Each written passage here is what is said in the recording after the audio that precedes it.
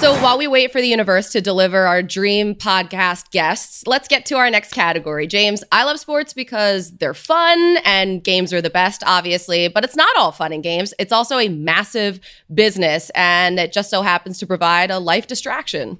You know, Colleen, ultimately, they are all about the business. What goes on behind the scenes is vital for the sporting ecosystem to thrive. The 8 shortlisted podcasts in the best sports business category offer an insightful look into the business of sport. Here are the nominees. Sporticast, Are You Not Entertained? The Business Case for Women's Sports, Sports Pro Podcast, the Sports Entrepreneurs Podcast with Marcus Lurr, Inside Sponsorship, The Drive Phase, The Business Called Cricket with Rika Roy. The winner of the Best Sports Business Podcast is Are You Not Entertained?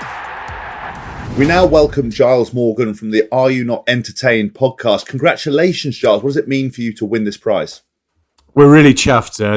There are 3 hosts, Grant Williams, Roger Mitchell and myself, and we set out to do this podcast to talk about the sport business, the world of sport business and finance within it.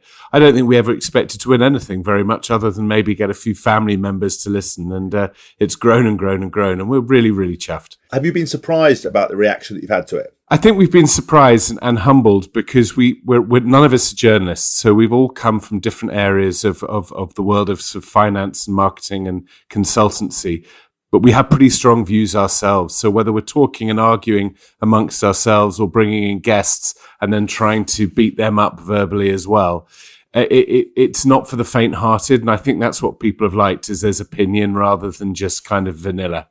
Do you enjoy being able to put that forward without any ramifications? There is nothing more liberating, and you'll know this, where you can just say what the hell you like, and hopefully people, no, they don't have to agree with you. You just want them to listen, and then they can take their own view.